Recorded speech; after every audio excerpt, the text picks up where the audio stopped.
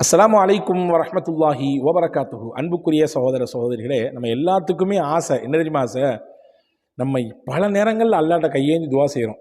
தொழுதுட்டு துவா செய்கிறோம், தஹஜ்ஜுதில் துவா செய்கிறோம், திக்ரு செஞ்சுட்டு துவா செய்கிறோம், தான தர்மம் செஞ்சுட்டு துவா செய்கிறோம், ஃபரதான தொழுகைக்கு பின்னாடி துவா செய்கிறோம், உம்ராவுக்கு போனால் துவா செய்கிறோம், ஹஜ்ஜுக்கு போனால் துவா செய்கிறோம், நிறைய இடத்துல துவா செய்கிறோம்.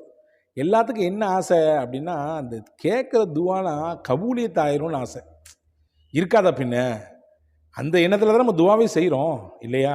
எப்படியாவது கிடச்சிரும், எப்படியாவது அல்லாஹ் எனக்கு கண்ணை திறந்துருவான், என் வழியில் ஒரு ஒரு தெளிவு கிடச்சிரும் அப்படின்ற நம்பிக்கையில் தானே துவா செய்கிறோம். இப்போ கிடைக்கணும், எல்லாருக்கும் அதுதான் ஆசை, கிடைக்கணும்.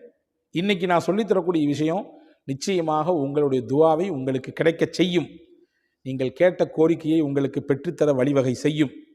அது என்ன காரியம், அதை மட்டும் இந்த காணொலியை தெரிந்து கொள்வோம்.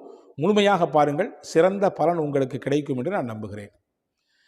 4 வார்த்தை. என்ன வார்த்தை லாஸ்ட்டாக சொல்லுவேன். அந்த 4 வார்த்தையை உங்கள் துவாவில் நீங்கள் ஜாயின் பண்ணிட்டா போதுமானது. உங்கள் துவா பவர்ஃபுல்லான துவாவாக ஆயிரும், அல்லாட்ட அங்கீகாரம் பெற்ற துவா ஆயிரும்.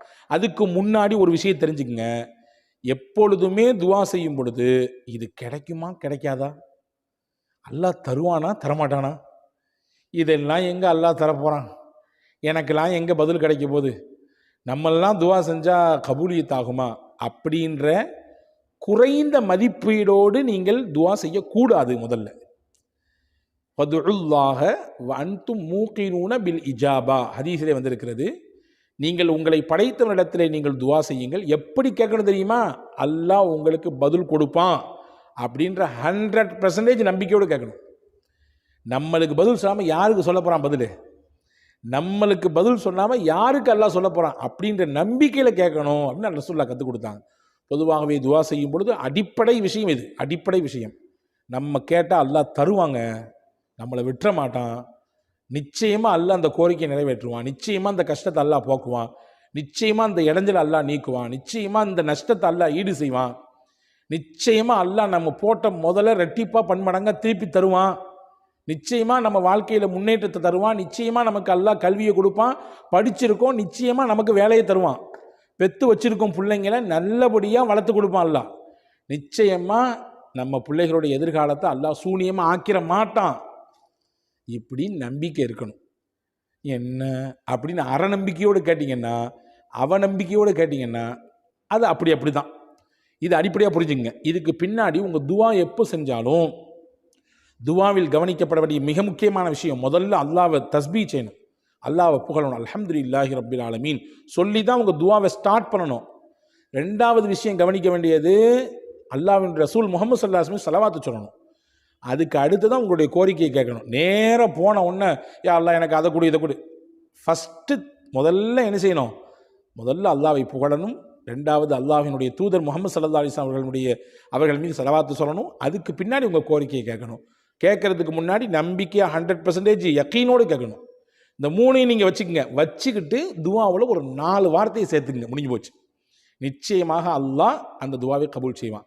இப்படி நினச்சிக்காதீங்க, தப்பான விஷயங்களை கேட்டுட்டு ஏன் எனக்கு தரலன்னு யோசிக்கக்கூடாது, அல்லாஹ் தடை செய்த விஷயத்தை கேட்டுட்டு ஏன் எனக்கு அல்லாஹ் தரலன்னு யோசிக்கக்கூடாது. தப்பான விஷயத்தையோ தடை செய்யப்பட்ட விஷயங்களையோ கேட்டால் அது கேட்காத மாதிரி தான். நீங்கள் அதெல்லாம் கேட்டுட்டு எனக்கு பதில் கிடைக்கலன்னு யோசிச்சுட்டு இருக்கக்கூடாது. புரியுதா உங்களுக்கு? அப்போ இந்த விஷயத்தை கவனத்தை கொள்ளணும்.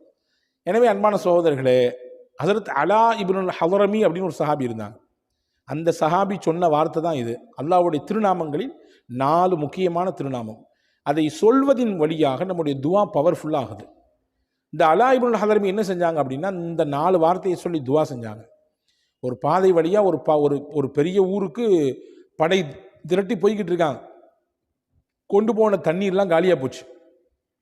குடிக்கிறதுக்கும் தண்ணி இல்லை, குளிக்கிறதுக்கும் தண்ணி இல்லை, ஒது செய்கிறதுக்கும் தண்ணி இல்லை. படையினுடைய மற்ற சக வீரர்கள் வந்து சொன்னாங்க, தளபதி அலா இப்னுல் ஹதரமிட்ட சொன்னாங்க, தண்ணி இல்லை, குடிக்க தண்ணி இல்லை, ஒது செய்ய தண்ணி இல்லை, எப்படி அப்படின்னு கேட்டாங்க. உடனே தொழுதுட்டாங்க 2 ரக்காயத். எப்பொழுதுமே இறைவனின் உதவி உங்களுக்கு நேரடியாக வேண்டும் என்று விருப்பப்பட்டால் நீங்கள் கையில் எடுக்க வேண்டிய முதல் சாதனம் தொழுகை.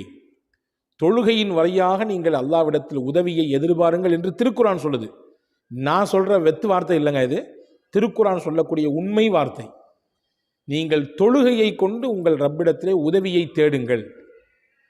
தொழுதாங்க 2 ரக்காத்து. தொழுது முடிச்சுட்டு அல்லாஹ்ட்ட துவா செஞ்சாங்க. என்ன செஞ்சாங்க? அந்த 4 வார்த்தையை சொன்னாங்க. யா அல்லாஹ் தண்ணி கொடு, ஒது செய்ய தண்ணி இல்லை, குடிக்க தண்ணி இல்லை, வீட்டில் உப்பு இல்லை, அல்லாஹ்ட்ட கேளுங்க. வீட்டில் இந்த மாதத்தினுடைய பைசா தீர்ந்து போய் இருக்குது, இன்னும் 2 நாள் மிச்சம் இருக்குது பேலன்ஸ், எப்படி செய்கிறது, எப்படி 2 நாளை ஓட்டுறது தெரியல, அல்லாஹ்ட்ட கேளுங்க, தருவாங்க. எவ்வளவு பெரிய தேவையாக இருந்தாலும் அல்லது எவ்வளவு சின்ன தேவையாக இருந்தாலும் உங்களை படைச்சவன்கிட்ட கேளுங்க, அல்லாஹ் தருவான். கேட்குறதாங்க நம்முடைய வேலை, கொடுக்கறது அவனுடைய இஷ்டம். நிச்சயம் அல்லாஹ் தருவான். அந்த நம்பிக்கை மட்டும் இழக்கக்கூடாது. பாருங்கள், கேட்டாங்க, கொஞ்ச நேரம் தான் ஆச்சு. அந்த இடத்துலேருந்து, அந்த கேட்ட இடத்துலேருந்து கொஞ்ச நேரம் தள்ளி போனாங்க, அடிச்சுது பாருங்கள் மழை. அந்த மழையில் தேவையான தண்ணீரெல்லாம் தேக்கி வச்சுக்கிட்டாங்க, உதவு செஞ்சுக்கிட்டாங்க, குடிச்சுக்கிட்டாங்க, எல்லாம் அவங்க யூசேஜுக்கு ஃபுல்லாக தண்ணி எல்லாம் நிரப்பி வச்சுக்கிட்டாங்க. ஒரு நிகழ்ச்சி ஆச்சா. அடுத்து கொஞ்ச தூரம் கடந்து போனாங்க, ஒரு பெரிய ஆறு குறுக்க வந்துச்சு. ஆற்றை கடக்கிறதுக்கு எந்த விதமான படகு வசதி எதுவுமே இல்லை. இப்போ மக்கள்லாம் சொன்னாங்க, படையில் வந்தவங்கெல்லாம், இந்த ஆற்றை கடந்து அந்த சைடு போனாதான் நம்ம எதிரிகளுடைய அந்த இடத்துக்கு போய் அவங்களோட தாக்குதல் செய்ய முடியும். எப்படி போகிறது? உடனே 2 ரக்காத் தொழுதாங்க. தொழுதுட்டு அல்லாஹ்ட்ட அந்த 4 வார்த்தையை சொன்னாங்க. சொல்லி துவா செஞ்சாங்க. துவா செஞ்சுட்டு சொன்னாங்க, ஆற்றுல நடங்கன்னாங்க. என்னடா இது, தரையில் நடக்க சொல்கிற மாதிரி நடக்க சொல்கிறாரு, நடங்கன்னாங்க. நடந்தாங்க. இந்த ஹதீஸை அறிவிக்கக்கூடிய அறிவிப்பாளர் சொல்கிறார், எங்களுடைய காலின் நுனிப்பகுதியில் கூட தண்ணீருடைய எந்த அடையாளமே படவில்லை. எப்படி தரையிலே மணலிலே நாங்கள் சாதாரணமாக இயல்பாக நடந்து செல்வோமோ அதே போன்று நீரிலே நாங்கள் நடந்து போனோம். எங்களை அல்லாஹ் நடக்க வைத்தான்.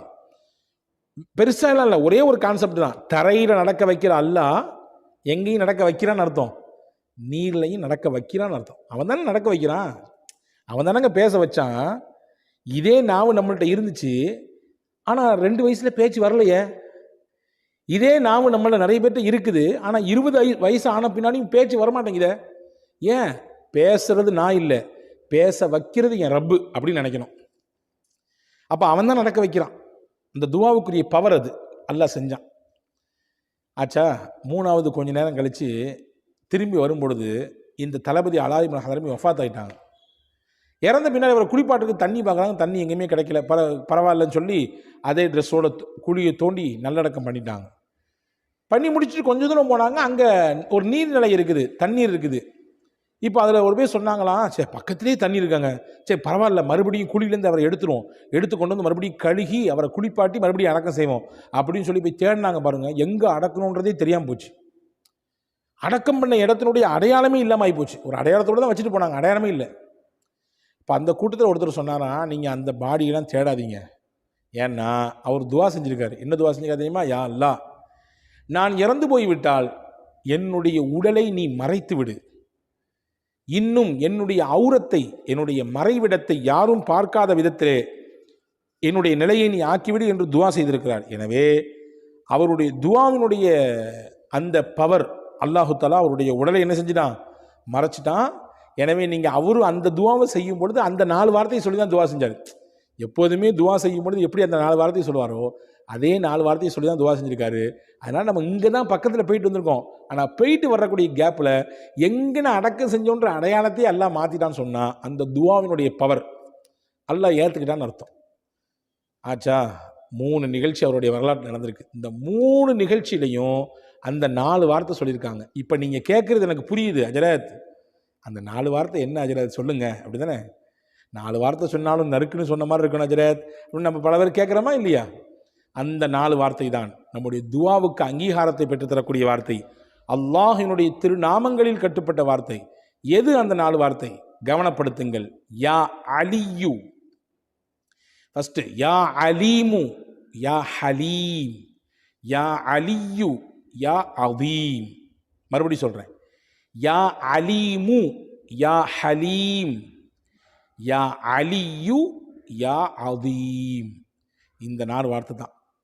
அலீம்னா அறிந்தவன், ஹலீம்னா இரக்கத்திற்குரியவன், அலியுனா உயர்ந்தவன், அதீம் அப்படின்னா மகத்தானவன்.